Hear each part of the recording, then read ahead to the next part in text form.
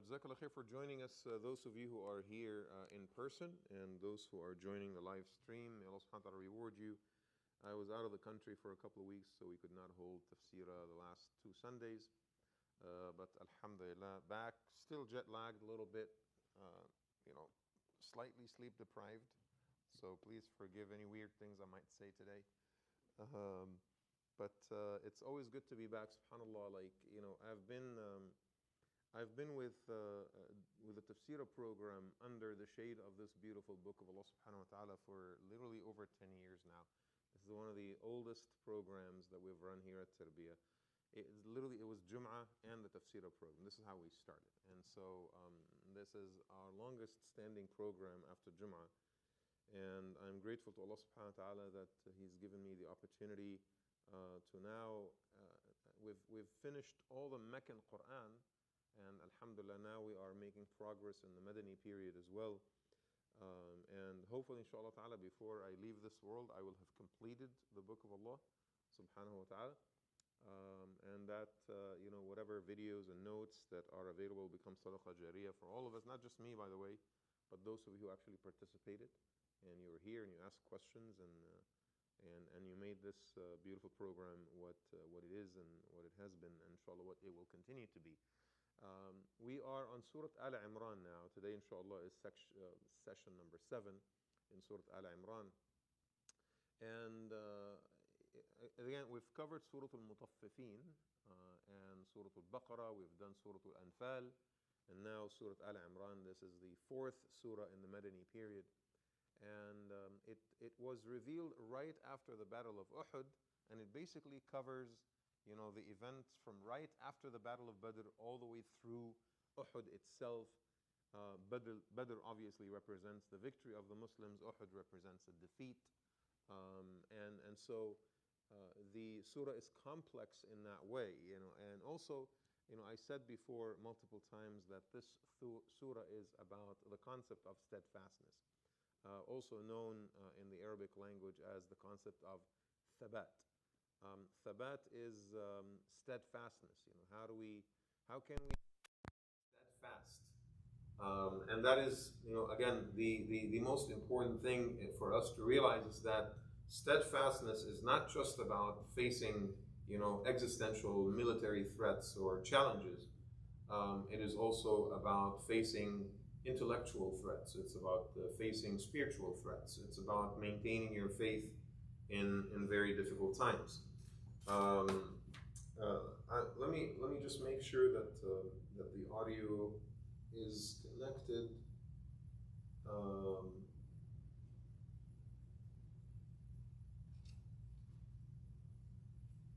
I think without the thing, is the audio still connected? Yeah. Okay. Sounds good. So what I was saying is that thabat, or steadfastness, is not just about facing, you know, like violence or coercion. Sometimes it's about maintaining your steadfastness in the face of challenging ideas. Us maintaining our faith in the age of godlessness and atheism.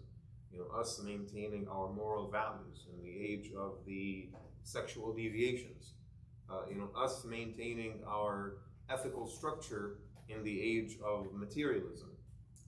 And so this also applies to facing actual threats. You know, the Muslims in Medina, they had to deal with the constant looming threat of Quraysh attacking them.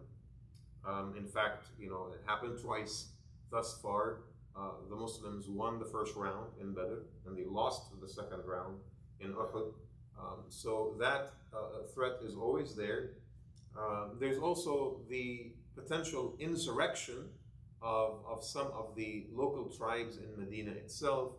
You know, we said before that there's 3 Jewish tribes, many of whom had good relations with the Muslims, but some Jewish tribes obviously were very unhappy with the coming of Islam into Medina. They wanted the final prophet to come from the Hebrews, and so they were very disappointed when they realized that, you know, Muhammad sallallahu alaihi wasallam comes from the Arabs, and they did not feel very happy about that. So one tribe has already, you know, started a mutiny, and it was kind of dealt with, and now we have 2 other tribes that potentially pose a threat. But additionally, there's also the threat that comes from the Jews and the Christians that existed in Medina at the time.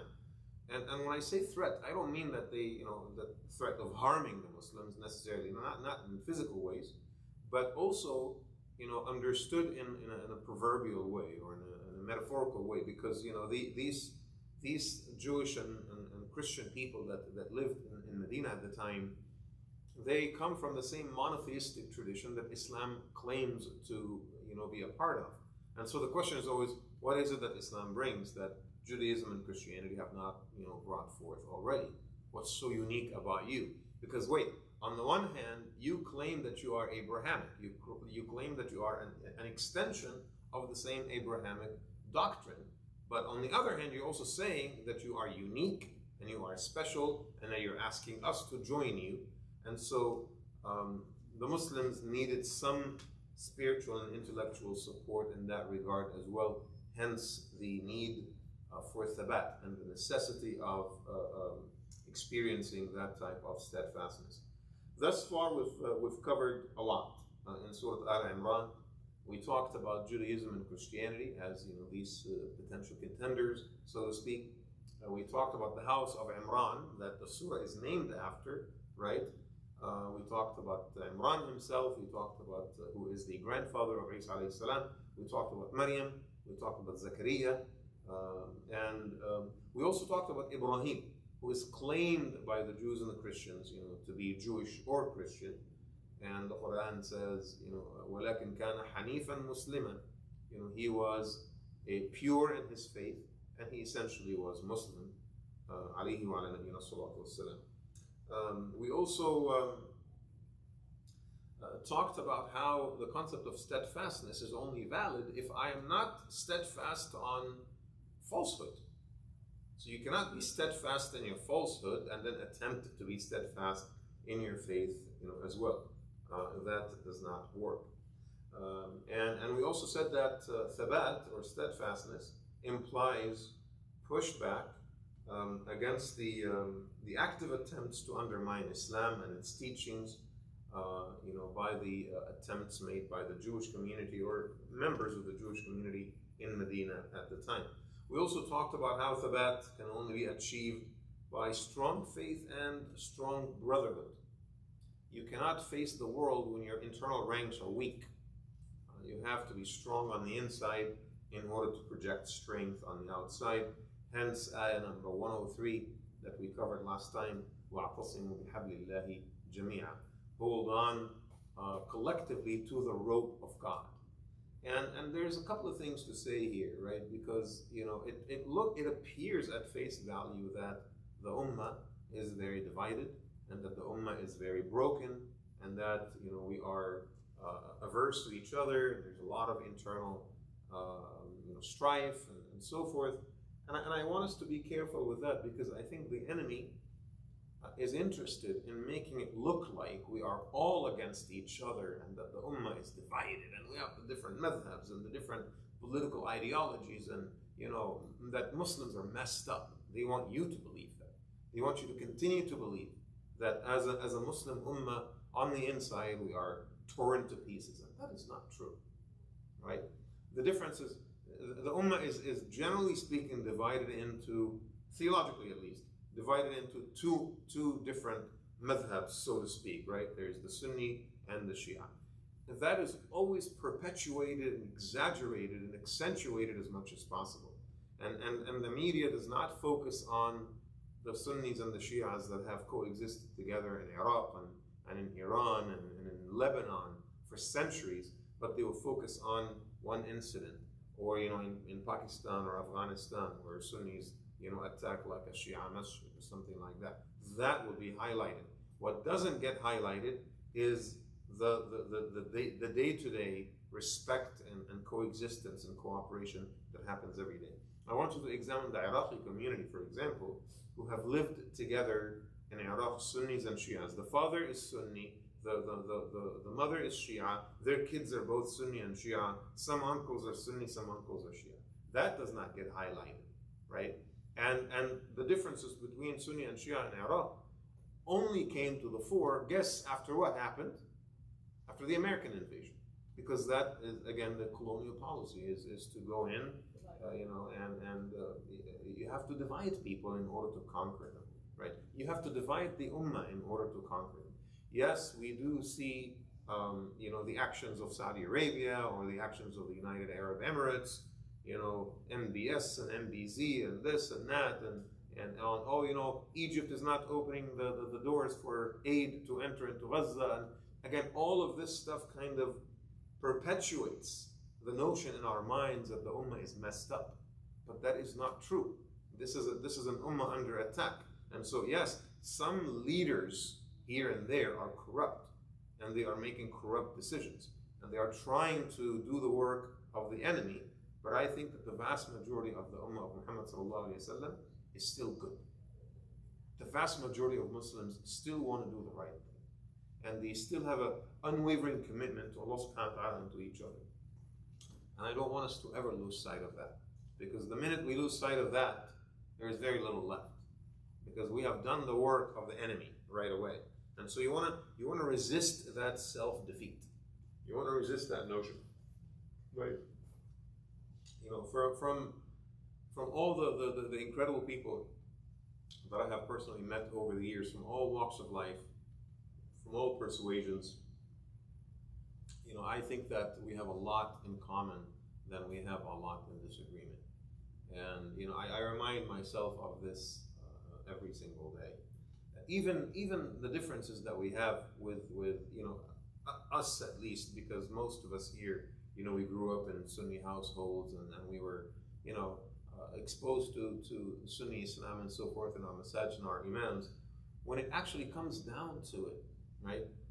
The videos that you see on social media of crazy, deranged people, in the streets of Baghdad or Qum or Beirut, taking to the streets with like sort of cultish disco-like, nightlife vibes, where they have these rhythms, Ali, Ali, Ali, Ali, Ali, and people are hitting themselves and putting dirt on their heads and stuff like that.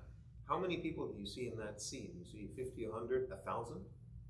It's not representative, neither of the Shias in Iraq or Iran or Lebanon, certainly not representative of Shia scholarship.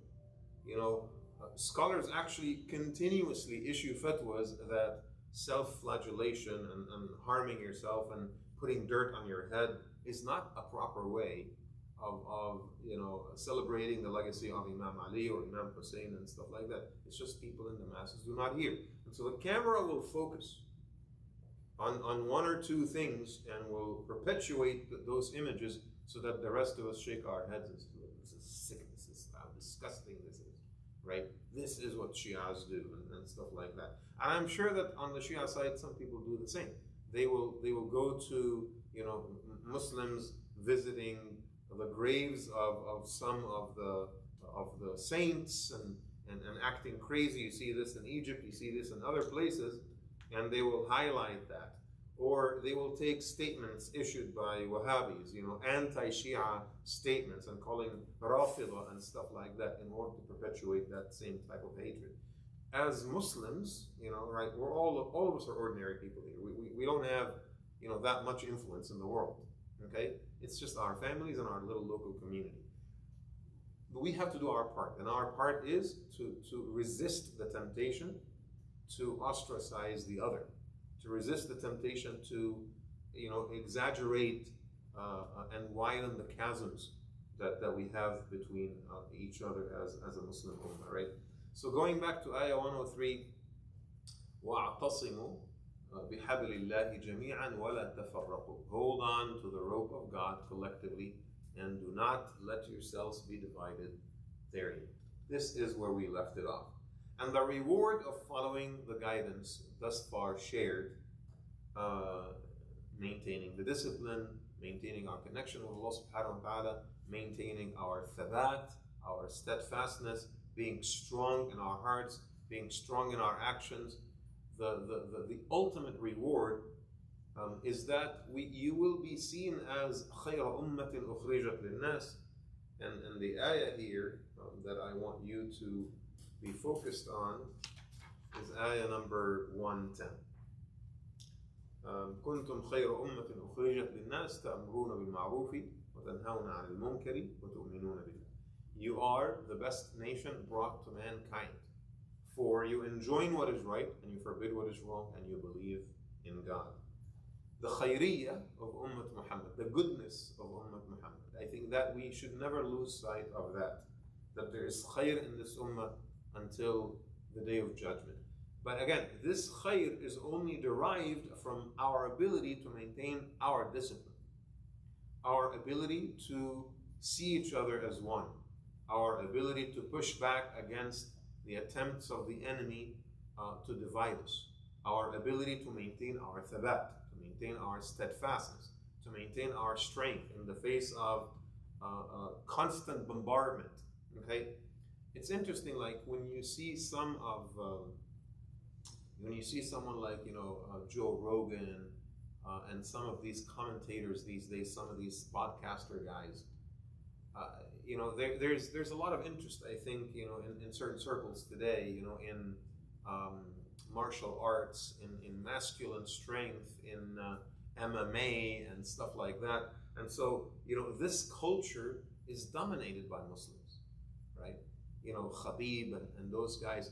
And it's seen by the West as a sign of strength, as a sign of disciplined masculinity, okay? Not toxic masculinity, but disciplined, good type of masculinity, right? Masculinity that makes a sacrifice, masculinity that defends, masculinity that protects, not masculinity that dominates. Because masculinity in this day and age is kind of looked down upon. It's looked down upon as something dangerous, as something ominous, as something that should be avoided. And so men are almost invited or encouraged to act in some harmless, effeminate fashion. All right? And this is really taking a toll. It's taking a toll on young people. It's taking a toll on testosterone levels, for crying out loud. They actually say that in this age, men have the lowest testosterone levels historically. And because we are all bombarded by that same culture, right? Because we are told that there's something wrong in your masculinity. There's something wrong in your strength.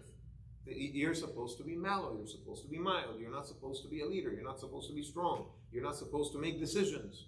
You're supposed to always consult with everyone around you. You're not even supposed to act like a man. You're supposed to dress like women. You're supposed to act like women. You're supposed to wear makeup. You see men now with nail polish, right? And so this is not only accepted, it's actually encouraged in this culture. And so there is now sort of like a response to that. And that response is, this emphasis on, going to the gym. Guys are sick and tired of being told that it's okay to be weak. And so there's a lot of emphasis now on being strong, maintaining your discipline, getting some good sleep, going to, martial arts, working really hard, making good income and stuff like that. And when tempered by Islam, it took the absolute best form possible. So you see, like, Joe Rogan or, some of these podcasters, they talk about how the only remaining group that has any discipline left is the Muslims. Why? Because we are not able, not intellectually or theologically, to subscribe to these Western calls to mellow down, masculinity. We can't accept that. Or the reversal of roles, right? Because we're not allowed to do tashabbuh, right? When women act like men and men act like women, this is also haram for us. There has to be clear distinction between gender affirmations and gender roles.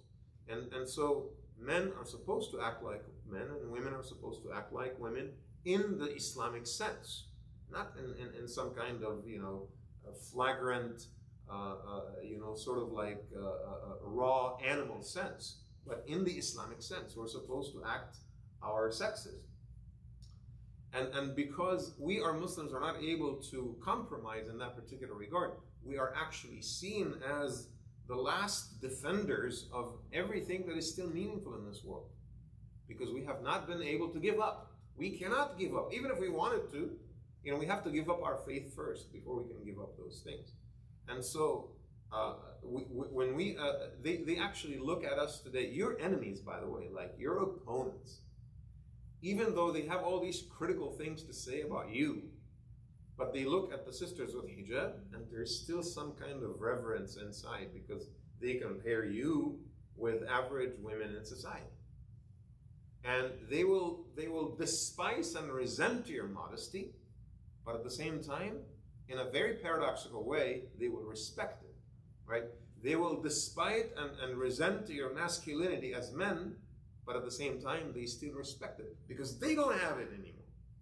Because this guy goes home and it's perfectly okay for his wife to yell and cuss and attack. He's accepted that. But a Muslim man is not going to accept that. And a Muslim woman is not going to accept that on her own dignity. This type of discourse is not allowed for us. We can't treat each other like this, all right? And so, on the one hand, they resent you because you are a threat to what they're used to. You are a threat to their way of life. You are a constant reminder of their shortcomings. It's like the people in the village of Lut alayhi salam. أخرجوا آل لوط من قريتكم إنهم أناس يتطهرون.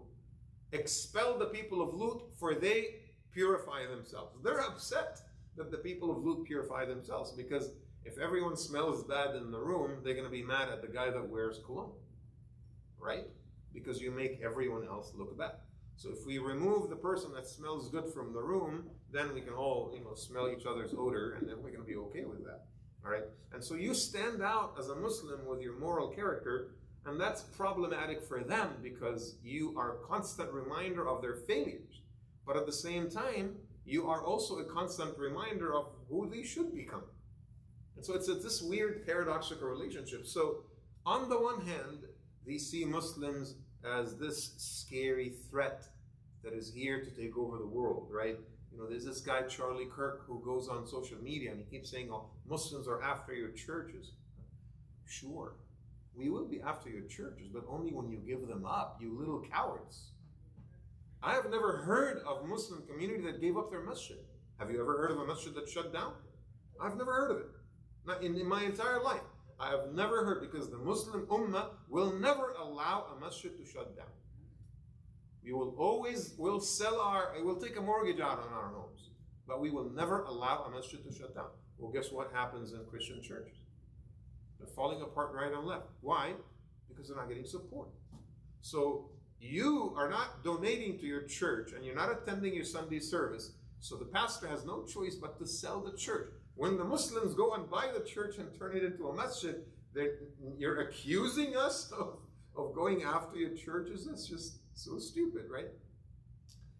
I'm not sitting here and I'm thinking to myself, oh, man, we need to come up with a plan to take over the Catholic Cathedral in downtown Sacramento. Like, have you ever heard me say anything like that? But if a church becomes available and we need the building, what are we going to do? Well, I say, well, why don't we step in? And they already have the permits, they already have the zoning, they already have the amenities and the facilities. We don't have to worry about anything with the city or the county. Well, we can just take it over. Only because they gave it up, right? And so they look at you as a threat in that regard. The Muslims are after us. The Muslims are trying to take over the world. The Muslims are trying to bring Sharia, into America. The Muslims are trying to impose their modesty. The Ted Cruz, this piece of garbage human being, forgive my French. He attacks the mayor of New York, the governor of New York, when she attended the funeral service of this fallen police officer. They heard that story, the Bengali guy that died in New York. So out of courtesy, the governor of New York puts on hijab when she attends the prayer service. This human being ignores all of that, and he attacks the governor because you're capitulating to the Muslims. So they're attacking you. Oh, you're trying to impose your Muslim modesty on the world. You're trying to take our churches. You're trying to impose your Sharia. But honestly, when you think about it, all of that is still just words of praise. Because they're basically saying you have rules, you have boundaries, you have values, you have laws, you have an internal system that is healthy and robust, you have a sound creed, you have a sound moral system. You're a real threat. You're a real replacement, an alternative to everything that is the Western world. And so in the course of attacking you and criticizing you, they are actually saying that you are better than them. Because I don't hear, the Christian right attacking Buddhism. I don't hear the Christian right attacking Hinduism. I don't hear them, attacking Taoism. Why are they attacking you? They're attacking you because you pose a real alternative to what they already possess, right? And so, kind of the silver lining here is that, wrapped in the shrouds of criticism and resentment is actually statements of respect and praise. You can't, you're way too strong, you're about to crush me.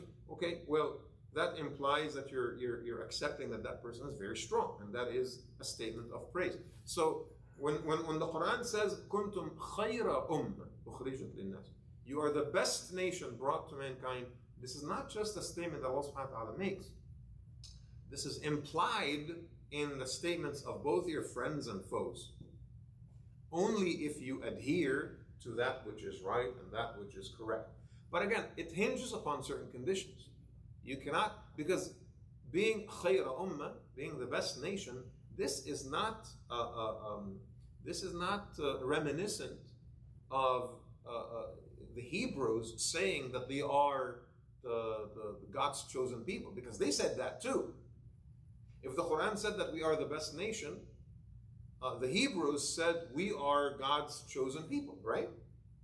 And that always caused issues throughout the centuries. The difference is that when the Jews say that they are God's chosen people, they are saying that by virtue of being born into Jewish families, by virtue of their DNA, that they are automatically God's chosen people.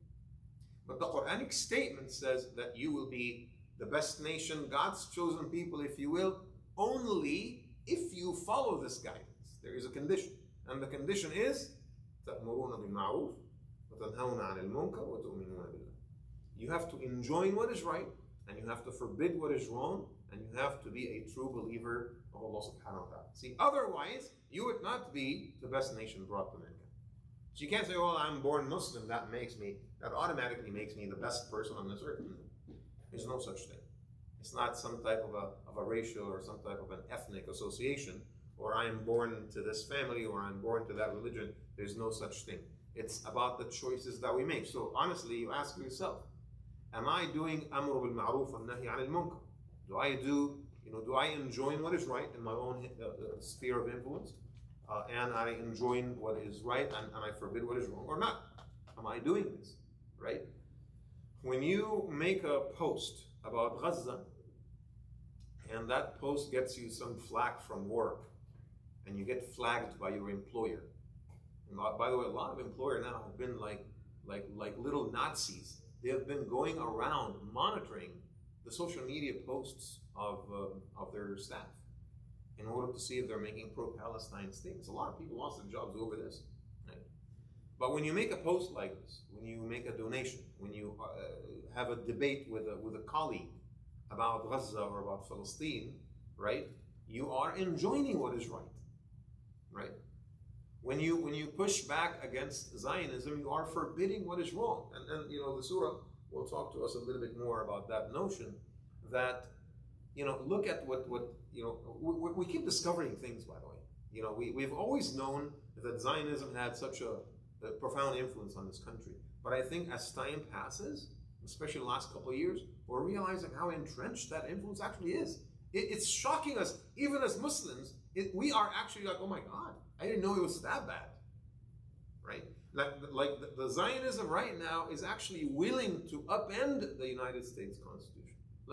We don't care about free speech anymore. We don't care about the separation of powers anymore. It doesn't matter. As long as we protect Israel, it doesn't matter. Let the American democracy collapse. It doesn't matter. And I think people are taking note of this. That's why public opinion is shifting so fast. Because people are realizing, like, wait a second, so you go into a land with the people, by the way. You lied to us and you said, land without a people for a people without a land. You were lying. It was land with the people, and you stole it from its people. And then you entrench yourself through genocide and ethnic cleansing and murder. And then you steal people's history. You steal their culture. You steal their music. You steal their future. You steal their food, for crying out loud. Israelis say that hummus is Israeli food, that falafel is Israeli food. It's crazy, the amount of blatant theft involved in this. And you keep influencing, American culture, American policy, American entertainment, American film. Everything is influenced by this. The amount of movies and the amount of soap operas and the amount of TV shows and the amount of stand-up comedy that is all designed to increase that support for Zionism is astounding, right? The amount of unfunny comedians and actors whose only qualification is that they're Jewish is astounding, right? The amount of untalented people who take the microphones and dictate popular culture, absolutely untalented, but their only qualification is that they're Zionists, right? The amount of politicians who are either, Jewish Zionists themselves, or Christian Zionists, or, random people that are also Zionists, is astounding. To look at these senators today, last year, 2024, the year of the genocide, when there is, now I think, safely, close to 250,000 people at least died in Gaza. 60,000, these are the official numbers, but we know that there is over 500,000 missing persons, mostly under the rubble. And so sooner or later, we're going to realize that these are all murders. These are all deaths. So at least 250,000 human beings were murdered, mostly women and children. Yet, in 2024, the United States sent the highest amount of aid, military and otherwise, to the Zionist entity. The highest amount in its history. These same politicians that keep talking about moral standards and right and wrong and working for the American people and America first and all of that, the right of self-determination and Ukraine and Russia, all the same people that vote constantly to support a genocide. And the American people are taking note of all of this. They're taking note of all this. They're able to see all of this, every single day. And so when you are, as a Muslim, when you push back against this, you are pushing back against evil. It's clear and simple. And so if you're not doing this, if you're not enjoining what is right and forbidding what is wrong, then you don't deserve this khayriyah. You don't deserve to be among the best nation brought to mankind. That's a choice that you have to make. You have to earn that status, so to speak. But it's not just about, Zionism and Muslims in Gaza, right? It's about everything else. It's about us as Muslims pushing back against the culture of drugs and alcohol and intoxication. I remember having this long conversation with a brother in New York like a few years ago. He's a Muslim guy, right? And we were having dinner with a bunch of brothers, and this brother was basically saying, honestly, like, I find it very difficult to defend the Islamic position on alcohol. I said, excuse me? I said, no, I'm serious. I find it very difficult to, what's the big deal? People, I don't drink. He says, when people say that, you're not sure. Like, yeah, asking for a friend, right? He says, I personally don't drink. But I wonder sometimes, like, what's the big deal? You take a couple of sips, it removes the edge. It helps social life, social conversations. So sometimes I don't know how to defend that. And, my response was, even a drop of alcohol is harmful for you. And then he's like, no, remember, they used to say, like, a glass of wine a day keeps the doctor away. I was like, I'm pretty sure that was apple a day keeps the doctor away. It's like, a meth dealer saying, one meth drag a day, keeps the doctor away. Everyone's trying to sell their product. Like, no, I'm pretty sure it says apple. He says, no, it's just like, just a little bit. I'm not saying we should get drunk. And subhanAllah, the ironies of life. 2 universities at the same, almost simultaneously, 2 universities, published, unwavering research that the safest amount of alcohol is 0. Even a drop a day can be harmful, causes liver cirrhosis and mental health issues and stuff like that. Ironically, the two universities are Stanford, which is very close to Napa Valley, one of the largest producers of wine in the world, and the University of Madrid. Also close to some of the largest production of wine in the world. Right? Established without any doubt that there is no safe amount of alcohol to be consumed. SubhanAllah. We've been saying this in the Quran for 1400 years. You should never, ever, ever allow anything to taint your mind, to taint your judgment, right? This whole thing, I don't know if you guys heard, this whole rise of the psychedelics in the community. A lot of brothers are now, taking these chemicals that alter personalities and alter their minds, and there's no way, it's not intoxicating. I was like, dude, it turns you into a completely different person. What do you mean it's not intoxicating, right? And any type of consumption of whatever substance imaginable is haram in Islam, and for a good reason.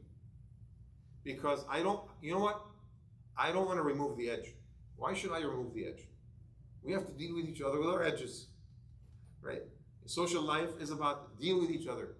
You learn the discipline of adjusting your behavior when you are with a group. I don't need a couple of sips of alcohol to do that. I have to learn myself how to ease my social life and how to be disciplined in my own right. Right? And so we push back against the culture of intoxication. As Muslims, it's our responsibility to ensure that we live in dry cities. I lived in Dublin, Ohio. Dublin, Ohio is a dry city. You might wonder, what is a dry city? Well, there's much bigger parts of Ohio that are conservative than California. But a dry city is a city where no store can sell alcohol. 7-Eleven does not sell alcohol. Safeway does not sell alcohol. So people, in order for them to buy their booze, they have to cross the street into the next county over in order to buy their alcohol. Right? You don't know about this because you live in California and you accept it as reality that alcohol is just everywhere. Who cares? But are we putting effort to work with community partners, with the Mormons and Orthodox Jews and the Amish and conservative Christians, and maybe get some votes passed? We want Loomis to be a dry city, and then Muslims live in a place where they don't have to worry about the sale of alcohol. Again, I'm not suggesting policy to you. I'm just saying, like, there are steps to be taken in order to push back against these things, and we have to be aware. If asked as a Muslim to vote yes or no on a strip club that is about to open in your community, or a casino, how would you vote? On what basis? Will you say, well, we live in a diverse society. I don't want to impose my faith on people, and I'm just going to let people decide on their own? No. You have to enjoin what is right and forbid what is wrong. If we are given a chance to vote on the unification of the definition of marriage, that marriage is between man and woman, we're supposed to take a step and do that, right? Because you have to enjoin what is right and you have to forbid what is wrong. And we also believe that the application of Islamic standards actually brings value to people's lives, even if they're not Muslim. So if you talk to one of your friends about interest, and if you say, dude, don't live beyond your means and just constantly borrow and put money on your credit card and take a mortgage out on your house and in order to go on fancy vacations and in order to buy a Mercedes, you don't need to do that. Live within your means. Do you think that call to avoid riba is going to be useful or harmful for that person, even if they're not Muslim? It will improve their life. And then 10 years later, they're going to be thankful to you. I did not take any loans when I was an undergrad. In grad school, I had a full scholarship for my master's, but the scholarship covered my tuition. It did not cover my living expenses. So I graduated. So I had to take a loan out. I was 22, 23 years old. I had to take a loan out. just to cover my living expenses, because master's was very difficult, and it was full time. I didn't have time to work, and so I graduated after 3 years with about $40,000 in debt, and I took an oath. I said, Wallahi, I'm gonna get this paid off in 1 year. In 1 year. And with Allah's grace, within 1 year, I lived within my means. I applied myself. I redirected all of my financial resources to paying off that debt. That's it. And within 1 year was paid. Now, how often do you see, and alhamdulillah, ever since, I have had no debt. I own my house fair and square. I don't pay any mortgage, right? And ever since then, alhamdulillah, Rabbil Alameen, I've incurred not a single dollar on my credit card. A lot of people will think that this is crazy. Dude, why? Why do you have to bother yourself? Live and enjoy life. What is debt? Debt is like $25 a month. That's all you need to do. Okay? Minimum payments. How long is that going to last? Sooner or later, it's going to catch up to you, and it's going to bite you in the rear end. Sooner or later, you live this loose life of getting yourself in debt constantly. Eventually, you declare bankruptcy. Eventually, there are things that are actually important that you cannot do because you don't have the money for it. Banks don't trust you anymore. Your credit score is destroyed sooner or later because it's a habit. And sooner or later, you're going to fall. So if you give advice to a friend and you tell them, dude, here's an alternative lifestyle. It's called live within your means. It's called don't take out debt. It's called pay off your debt every single month in full on your credit card. Guys, do you do that as Muslims? Yeah, for the most part, we do this. Every day I get calls from Muslim brothers and sisters about interest and about banks, and I'm trying to take a loan out, for my business, for my car, for this, for that. Muslims are very careful and very vigilant about it. Even with homes, they get the, Amin finances, guidance, financial, all of that in order to finance their homes so that they don't have to take the conventional route. That's a type of righteousness and devotion that simply does not exist in the world today. Khayra ummah, you're the best of nation, right? And every time we follow Quranic guidance, we realize that it makes the world better. It makes us happier, as human society. When you go, if one of the sisters, when you go talk to your friend, this young girl that out of insecurity, is constantly doing plastic surgery, is constantly doing fillers, is constantly giving her up to these guys that are using her. And then that, I know the story, I've seen it before. She's going to wake up one day, she's 37 years old, not attractive anymore, still single, still unmarried. Because guess what? Guys don't marry the girls that they meet at parties. They don't marry the girls that they abuse and exploit. They're going to look for someone, with better manners in order to actually settle down with.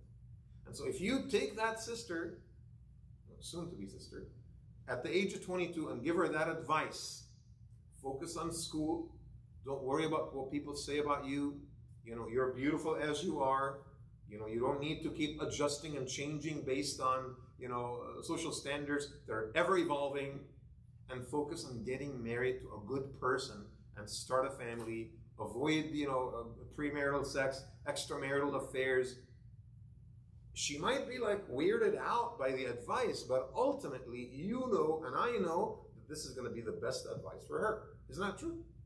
And so as Muslims, when we enjoin what is right and then forbid what is wrong, not just within the domain of our own Muslim community, within wider society as well, better morals, better ethics, better business practices, better culture, right? When you tell young people, dude, what this is not music. What you're listening to is just noise and screaming. This is not music anymore. Back in the day when rap, used to be about resistance and about, pushing back against the, the status quo. Now rap is about what? It's about, women and guns and gold, right? We shouldn't be listening to this filth. No one should be listening to this filth. And I'm not even going to use arguments against music. That's a separate conversation. Some Muslims believe that music is halal. Some Muslims believe that it's haram. We're not even going to get into that. We're going to talk about the social harm. We're going to talk about the impact on your soul. When you're constantly listening to darkness, that darkness is going to seep into your heart, right? When you're constantly listening to things that are harmful, You will become the things that you are listening to, right? That is a timeless advice, and everyone could benefit from this. Oh, okay, so what are the alternatives? What do we listen to? Just be more careful with the type of music that you listen to. You have to examine the lyrics. You have to respect the singer. That has always been my rule, by the way. I have to respect the lyrics, and I have to respect the singer. You know, I don't care about the lyrics. I don't care about the musical life. Some of the most viral songs today, when you actually pay attention to the words, they mean nothing. It's just garbage. It just has these, like, you know, sort of viral tunes. The melody is so captivating. You have no idea what he's saying, but you know, your body is moving to the tune. That's just shaitan's work right there. You have to respect the singer, and you have to respect the lyrics. That's good advice. And that is you enjoining what is right and forbidding what is wrong. All right? So it is only as a result of this perspective that you as a Muslim deserve to belong to the best nation, you know, brought to mankind. And the best nation also means that we have the right creed, right? Our aqidah is correct. It's very simple. Allah subhanahu wa ta'ala created heavens and earth. He sent prophets and messengers in order to guide us, you know, and help us make better decisions, and that's it. Nothing complicated. You know, as opposed to the complexity and the compoundness of you know, Christian theology and the Trinity and God, and he has to have a son, and the son has to come here and then preach for 32 years and then die on the cross. It's too complicated. The creed has to be simple, right? It also has to follow the right methods. It has to have the right vision. It has to have the right ideas. It has to have the right morals. It has to have the right system. It has to have the right knowledge, right? And as a Muslim, you offer that leadership in the world around you. You know, you as a Muslim, you're the only one at work that doesn't seem to have mental health issues, which also means that you need to be following that guidance yourself. You know, why is it that people have constant anxiety and constant depression and constant mental health issues? Well, guess what? Give up your phone. Give up your, wallahi, follow this experiment with me, and you're not going to regret it. Give up your smartphone for 1 month and replace your smartphone with a flip phone. Okay? You can still make calls and take calls. It's going to be a little bit difficult to text. All right? But again, it's just an experiment. I'm not saying do this permanently. I'm just saying try. Try for 1 month to fast. You know, Maryam radiallahu anha, she fasted from speaking for 3 days. Fast from your phone, just to convince yourself, you know what, it's just a device. I can live without it. We've lived without it for centuries. We don't need it. It's convenient, but I can live without it if I wanted to. If a few of you, and you understand how much I need my phone, right? But if a few of you commit to give up their phone for 1 month, I will give up my phone with you for 1 month. You know, what I did, I think, was that I came very close to giving it up because I removed all the apps. I don't have any apps on my phone. I just have navigation and I have WhatsApp. I have nothing else. And Allah, I spend way too much time on WhatsApp, you know, just answering people's messages, but I think I need to stop that too. You can install WhatsApp on your computer, right? And you can respond to messages. Remember back in the day when we were just going about our lives and enjoying our social connections and our friendships and our warmth, and we're enjoying nature, and then when I go home and I'm on my computer, I need to check my email and see what's going on, right? And then respond. Remember those days? Now we are expected to respond immediately. Oh, you left me on red. You saw my message, but you didn't respond. Well, I was driving. If you go through that experiment, just try it once for 1 month. Time yourself, and see how much this will improve your mental health and your self-confidence and your health in general, and your relationship, and you're going to start seeing things in the world that you have not seen before. Oh my God, I never actually knew that I have this thing in the corner of my house. I've been in this house for 15 years. I've never noticed that thing's over there, right? You're going to notice things about yourself and about life that you're going to be shocked at. And so you have to take some steps yourself and follow that guidance yourself in order to start impacting others. And then suddenly at work, I don't know, man, we're all here struggling, but the Muslim guy is the only one who's just always level-headed and always positive and always smiling. What's wrong with this picture? Why? And that's the best form of da'wah right there. They're coming to you and they're trying to know your secret. What is your secret? I don't know, there's no secret actually. It's very public. And that is, I'm Muslim and I follow this guidance. All right? So al-amr bil-ma'ruf wal-nahy 'anil munkar, enjoining what is right and forbidding what is wrong, is an essential part of who you are as a Muslim, and it makes you again worthy of and deserving of belonging to this ummah of Muhammad sallallahu alaihi wasallam. And like I said, this is not a goodness that is given to us by virtue of us being Muslim, because you're born into a Muslim family. No, it's given to you by virtue of the choices that you've made. Unlike the Hebrews, who thought that they are the best nation brought to mankind by virtue of who they are. That's not the case. And that is why this goodness, or this claim of goodness, is actually tempered by acknowledging the goodness in other nations as well. And it's fascinating. If you actually look at Ayah 113, Allah subhanahu wa ta'ala talks about Ahlul Kitab, the people of the book, and He says, Laysu sawa'a. They are not all alike. Do not put them all in one category and brush them with one stripe. They're not all the same. They're very different.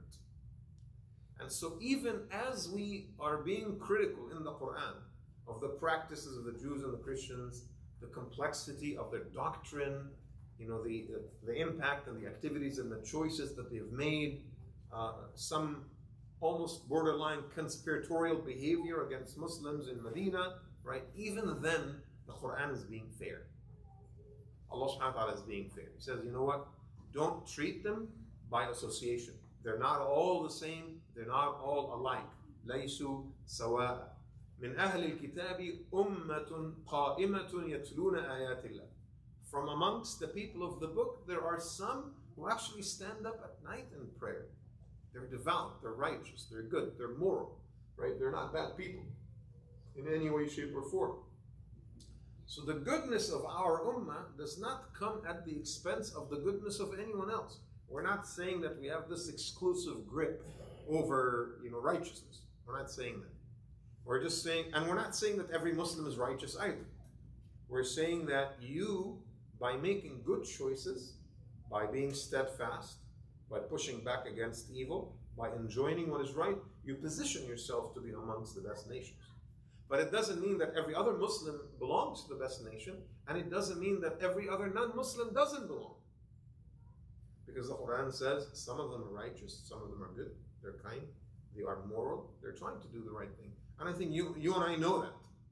We know Jews that are very, very good people. Just 2 days ago, and I'm on the phone with one of the leaders of the local Jewish community.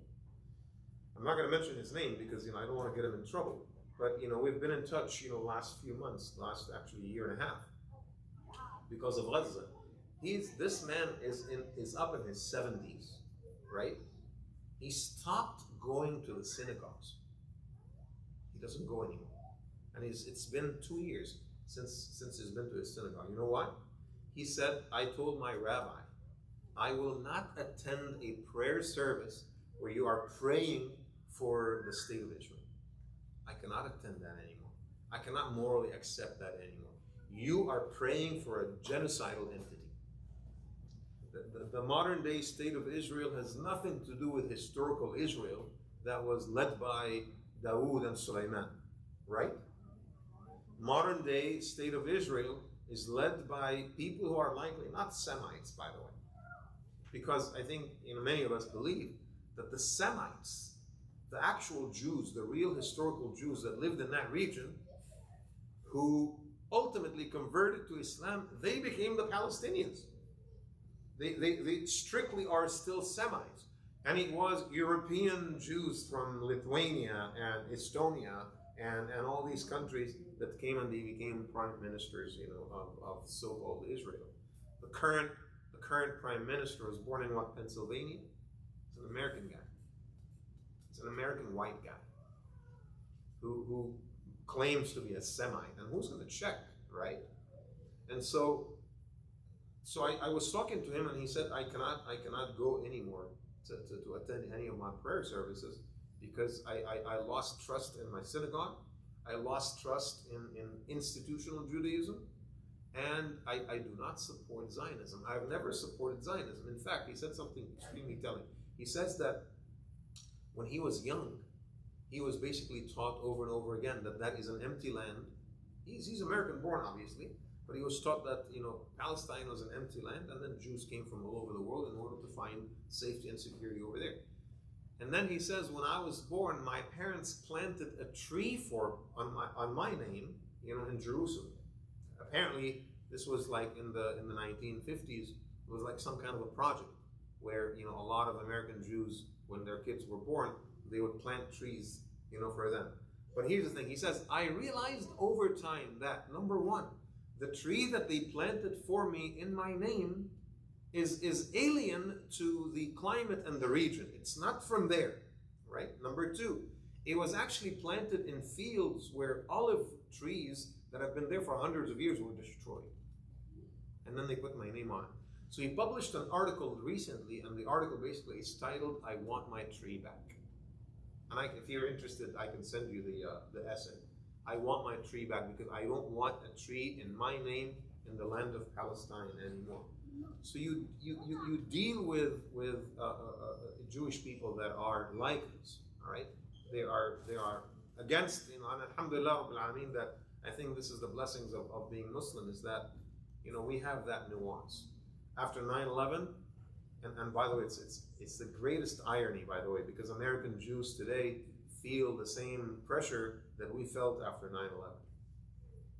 There's a lot of anti-Semitism, there's a lot of hatred, there's a lot of pushback against the Jewish community today. I continue to feel that this is unfair, because there's a lot of Jews that are trying to do the right thing. But still, you know, back in the day, after 9/11, no one was nuanced with us. Everyone put us in the same category and they attacked us. Today, we are being nuanced in our response. We are not putting all of them in the same category. Why? Because we are smart? Because we are kind? No. Because that's what the Quran says. The Quran says, Laysu sawa. The Quran says they are not all alike, right? Among the followers of earlier revelation, the Jews and the Christians, there are upright people. That's what Allah's book says. Who recite God's messages throughout the night and prostrate themselves before Him. It's a very important acknowledgement that we don't have a monopoly over devotion to Allah subhanahu wa ta'ala. But when you think about it, unless you are just a simple-minded person who just doesn't really pay attention, you cannot be a devout Jew or a devout Christian without taking a hard look at your doctrine. And the minute you take a hard look at your doctrine, right, you're going to realize what? There's a lot of holes in it. And Islam automatically becomes a potential choice for you. That's why Abdullah ibn Abbas and Ibn Mas'ud and many scholars actually say that this ayah is in reference to a lot of people from the Jews and the Christians that are on their way to becoming Muslim or have already accepted Islam, or they are unhappy with their own doctrine, so they are exploring other things, basically. Ayah number 116. Allah subhanahu wa ta'ala says, إِنَّ الَّذِينَ كَفَرُوا لَن تُغْنِيَ عَنْهُمْ أَمْوَالُهُمْ وَلَا أَوْلَادُهُمْ مِنَ اللَّهِ شَيْئًا. Those who reject the truth, neither their worldly possession nor their children will be in the least sense an avail to them against God. They are not going to be protected by their wealth. They're not going to be protected by their families. They're not going to be protected by their ancestry, right? Any investment that they made in this dunya won't make a slither of difference in the afterlife. Why? Answer comes in 1:17. مثل ما ينفقون في هذه الحياة الدنيا كمثل ريح فيها صر أصابت حرث قوم ظلموا أنفسهم فأهلكت. The parable of what they spend on the life of this world is that of an icy wind which smites the tilth of people who have sinned against themselves. So I want you to imagine a beautiful land with beautiful potential, and you've already planted the seeds, and you've cultivated that land, you've tilled that land, and you nurture that land, and you water it, and you add all the nutrients and so forth. And finally, and you've selected the right season, the right timing, and the right circumstances, and finally the beautiful plants are blossoming, right? You know, I remember a few years ago, I had a couple of tomato trees in my backyard. And you know, tomatoes have to be planted at a certain time. And subhanAllah, there was such a cold season that it ended up killing my tomato trees. So they did not actually grow. And there was a shortage. It was a shortage of food. You know, price of food, actually, I think that was 12 years ago, actually went up because the cold killed a lot of these plants that were supposed to be raised in the spring. And so if the cold season continues a little bit longer, it actually kills a lot of plants. So imagine that you have this land that's good to go, and then Allah subhanahu wa ta'ala sends icy wind, like a very cold snowstorm. What is a snowstorm going to do to the plants? It's going to destroy them, right? And so they are spending the money, but the money that they spend actually ends up bringing a curse upon them. And again, I see that happen today so effectively, subhanAllah. The more money they spend, the more people realize the extent of the conspiracy.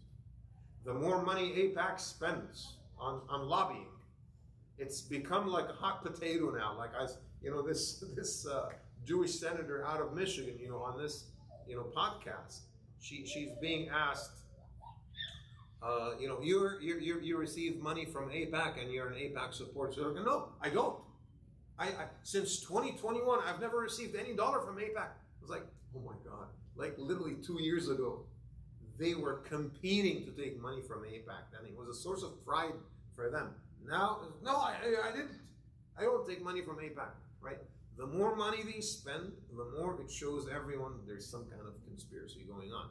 You see like even right-wing, conservative, America First politicians are literally, they have a sign on offices in Congress that basically say no money from foreign organizations. It's crazy. Like again, 2 years ago, this would have been unimaginable. Today, it's becoming more and more imaginable. The more money, being spent on songs, the more money that is being spent on culture. The whole Jeffrey Epstein thing. What was the point of everything that this guy has done? In layman's terms, when you ask yourself, this is someone that was recruited by a foreign government, most likely the Zionist government. Everyone now believes that this guy was a spy for the Mossad. And then he buys this private island. And then he recruits basketball players, he recruits rappers, singers, politicians, he recruits leaders, he recruits TV anchors, he recruits media pundits, he recruits actors and actresses to come and visit his island. In order to do what? To have dinner? No. It's for sex trafficking, it's for absolute debauchery, it's for debased practices, like the sickest things imaginable. Young 15, 14-year-old girls, right? These animals are feasting on them, all right? And everything is filmed, everything is properly documented, and guess what they need those videos for? To keep you in their grip forever. To keep you in their grip forever. They spend billions of dollars on those things. And by the way, you might be shocked. Oh my God, this is so sick. Jeffrey Epstein. How is this possible? Dude, this is the norm in this country. At that level of power and wealth, that's the norm. They don't think of you as a human being. They think of you as disposable, right? All that matters in the world is them, is their class. And they think of the rest of us as pawns on board to be used whenever they need to use you. We have absolutely zero morals, zero ethics, zero consideration, zero humanity. It's just a class that is worse than animals. But again, billions of dollars were spent on all of this, and guess what? The truth is now coming out. This guy Diddy, right? It's just a small representation, it's a microcosm of the bigger picture. It's just the one that got caught. He's the one that did not pay the right money to the right people and please the right class. So, he was disposed of, right? And sooner or later, I think, now, I think there was a picture of Mohammed bin Salman with Jeffrey Epstein. Did you see that one? Oh, yeah. The truth is coming out. Now you have these Arab leaders that were also involved with this sick human being, that alhamdulillah is in his grave now, right? So the billions of dollars that were spent on all of those things will ultimately do what? Subhanallah. Allah subhanahu wa ta'ala will turn it around, and it will become the ammunition that will penetrate their shields. And it will become the very instrument of their demise. The money that they spent will become the instrument of their demise. And, haqq in the end cannot be muffled forever. It cannot be muted forever, subhanAllah. But sometimes the most difficult form of thabat, of steadfastness, is to suppress the desire to seek help from or build alliances with the enemy. Sometimes it's very easy to seek support and help from the enemy because the enemy is so powerful and so overwhelming. I actually see this in its most fascinating manifestation in the post-colonial era. Okay, and so when I was in West Africa, so I was in Sierra Leone, and then we drove. The capital is Freetown. We drove around the country, and then we crossed into the Guinea border. It's the same people across the border. Ethnically, they're the same people, right? And Islam, by the way, and its institutions are so powerful and strong and thriving. We were actually in that village in 6 hours off-road. Wallahi, like my body was aching by the time we got there. Because, our SUV was going up and down, the whole thing. Like, imagine 6 hours, off-road. Until we got to this village because we were inaugurating the well. A couple of years ago, I remember when we dug a well in Africa. So I'm there to inaugurate the well, and then we are deep into the boonies, right? There's not even a road except this, off-road that we took. And then I arrived to this small village in the middle of nowhere, like you are in the uncharted Amazon, right? And subhanallah, 3 masajid in the village, and beautiful schools. They don't have cell phone service. They have one landline in the police station, but no phones in the rest of the village. It's like, wallahi, it's like you traveled 100 years into the past. But the kids were playing soccer. The moms were sitting, around their houses, laughing their lungs out. And then when they saw us come, we all gathered at Asr time, we prayed, and then, we inaugurated the well. So the Imam spoke, he gave a speech in Arabic first, absolute impeccable Arabic. And then, he spoke in the local language. I said a couple of words in English. So I asked the Imam, MashaAllah, your Arabic is really good. Where did you study? Like Al-Azhar, like Medina? He says, no, I've actually never left my village. I was like, what do you mean? He says, I've never been to Freetown, the capital of Sierra Leone. He's like, wait, how did you learn the deen then? He says, Islam has been in our families and village for hundreds of years. We learned it from our ancestors. Their ancestors taught them Arabic and taught them Islam, and they have their own local scholarship. They're not dependent on the Middle East. They're not dependent on Egypt. They're doing their own scholarship over there, that traces back to the great kingdoms of West Africa before the transatlantic slave trade, right? And so, what I wanted to say is that when we crossed into the Guinea border, I thought that I didn't even know that we crossed into another country because it almost felt the same. If it wasn't for the soldiers, at the checkpoint, we would have not known because it's the same exact people, same exact culture on both sides. But the only difference was what? The only difference was language. The people of Sierra Leone spoke English, and the people of Guinea spoke French. Why? Because Sierra Leone was occupied by the British, and Guinea was occupied by the French. That's it. And Allah, it dawned on me at that moment like nothing else. We get occupied and colonized, they take our men and women as slaves. They send them to America and to South America and the Caribbean and Jamaica and all of that.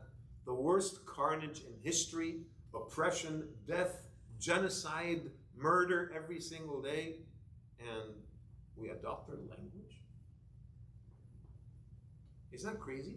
Like, why are we sitting here in Sacramento, California, as a Muslim community, and the common language between us is not Arabic, it's English? Why?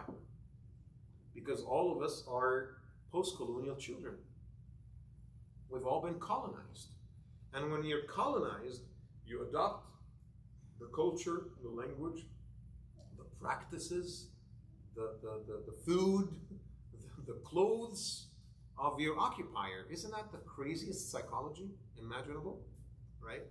And so you see these people in India, like, you know, especially like in the 1950s and 60s, you know, after, you know, the movement of independence, the highest achievement in those societies was what? To speak English and to dress like the Brits and to be like the Brits and to drink alcohol like the Brits and to follow their, and to use the fork and the spoon. And if you don't use the fork and the spoon, you are what? You're looked down upon. You're barbarian. You're backwards. Really? No. God gave us fingers, and we use food, and we put that. You know, remember when this guy Mamdani was eating biryani with his hands, and all conservatives in New York tripped out. I'm like, dude, you eat your fried chicken with your hands. You eat your pizza with your hands, right? The guy is being true to his culture. Why does he have to follow your culture? The worst form of occupation is the occupation of the mind. And the Quran tells you it's not easy, it's actually very difficult, but it's going to take a tremendous amount of steadfastness to push back against the seduction of subscribing to the values of the enemy and adopting the values of the enemy and building alliances with the enemy, especially at the expense of your own people. Right? We're almost done here. And you see this practice, for example, like today, you know, it's the most amazing thing. Gaza is being crushed and murdered and starved. And who's sending food to the Israelis? Jordan, Egypt, the UAE. Actually, you know, the UAE has this entire highway that they built across the desert, you know, across Saudi Arabia into Jordan, that supplies the Zionists with food. Mind-boggling. Like, if you remain silent, no one is going to say anything. We're not attacking Kuwait for not giving food to the starving Palestinians. They're silent, we're silent. But you refrain from giving food to your Muslim brothers and sisters, yet you're giving food to the enemy that is crushing them. Now, am I saying that the Emiratis are doing this? No. I'm just saying that Mohammed bin Zayed and his, you know, corrupt cronies are doing that. But that's an example. They do this in order to maintain their power, right? They justify to themselves, well, if I don't do that, well, I'll lose power. And they'll give power to someone else. Well, guess what happened historically? Every time we did this, we paid the price. Every time we collaborate with the enemy at the expense of our brothers and sisters, we paid the price. Every time. Remember what happened in Muslim Spain and the Andalus? Same exact thing. All these small Muslim emirates, they were collaborating with the Franks, they were collaborating with the Europeans, with the French, with the Portuguese, at the expense of other Muslim groups. What happened in the end? Everyone was crushed. And Spain was taking away from all of them. And the Inquisition was one of the worst forms of genocide committed in history. It does not work. It does not work. When you collaborate with the enemy, it doesn't work. And this was also very relevant in the context of Medina, because a lot of Muslims from the tribes of Aus and Khazraj were already allied with Jewish tribes. And so it was a struggle for them. I now have to choose between the loyalty to the new state, loyalty to the Islamic vision, or loyalty to my alliances with the Jewish tribes and other groups and so forth. So Allah subhanahu wa ta'ala in ayah number 118, يا أيها الذين آمنوا لا تتخذوا بطانة من دونكم لا يألونكم خبالا. O you who believe, do not take as friends, the enemy that is not going to be kind for you or towards you, and that will spare no effort to corrupt you. They will spare no effort to corrupt you. لا يألونكم خبالا. You know the word خبالة from خبل, and خبل in Arabic means to make something corrupt. So they would say خبلت يده, like the hand is paralyzed, it's not functional anymore. When someone's mind is not working, they say what? They say مخبول, خبل, like this person has just gone mad. All right, so لا يألونكم خبالا. They don't spare an ounce of effort to cause you khabal, to cause you, corruption. وَدُّوا مَا عَنِتُّمْ. They desire what causes you hardship, ultimately. Do you think that the Israelis like the Emiratis? Do you think that they actually like them? No. They're just using them temporarily in order to cause further division between the Muslims, right? Do you think that the Portuguese and the Franks liked the leaders of Granada? No. So, وَدُّوا مَا عَنِتُّمْ. They desire hardship. قَدْ بَدَتِ الْبَغْضَاءُ مِنْ أَفْوَاهِهِمْ. Hatred rolls down on their tongues. They're not even hiding it.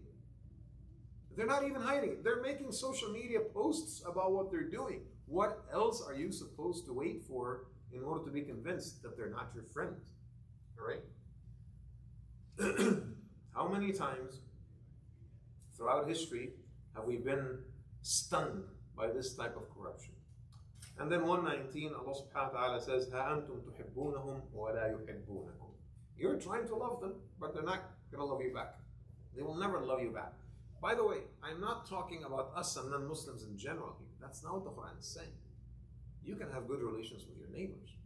Your neighbors are not trying to take your house, to take over your home, to steal your land, right?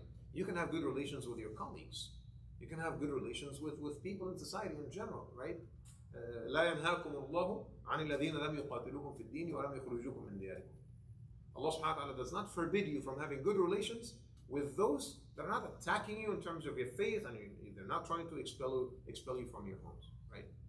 We're talking about situations where you have to choose between your faith and alliance with a non-Muslim entity that is actually attacking your people. We're talking about being in Afghanistan and having to choose between siding with the US military and the interests of your own people, with all due respect to the Afghans. There's that moment when you have to decide, I'm poor, I need the money, well, I'm going to feed my kids. Don't feed your kids, corrupt money, coming from the American military base. Trust me. It's all going to turn around and bite you. This stuff is not sustainable, right? And so, قَدْ بَدَتِ الْبَغْضَاءُ مِنْ أَفْوَاهِهِمْ. The evil that's coming out of their mouths is already apparent. وَمَا تُخْفِي صُدُورُهُمْ أَكْبَرُ. And what is hidden in their chests is even worse. It's much bigger from everything that is obvious that is coming out of their mouths. قَدْ بَيَّنَّا لَكُمُ الْآيَاتِ إِن كُنتُمْ تَعْقِلُونَ. We have clarified all the signs to you if only you use your minds. So, you want to talk like them, you want to dress like them, you want to look like them, you want to be their friends, and you want to follow in their cultural footsteps, and they hate your guts. They're still racist against you, right? Remember, when Michael Jackson was, trying to become white, and he did everything possible in order to become white, including literally changing his color. It does not work. They're not gonna like you any better just because you are trying to. Actually, they will disrespect you even more. They will think you're a sick sellout. You don't deserve any respect. You don't respect yourself. Your people don't respect you. Certainly, the enemy is not gonna respect you. Right? Inshallah ta'ala, next time we're gonna talk about the Battle of Uhud. I think the ayah starts 121. So inshallah 121 next time, we're going to start covering the details of the Battle of Uhud. I will stop here inshallah and we'll take some questions from you guys. We're going to pray Dhuhr in about 15 minutes, so we have a little time.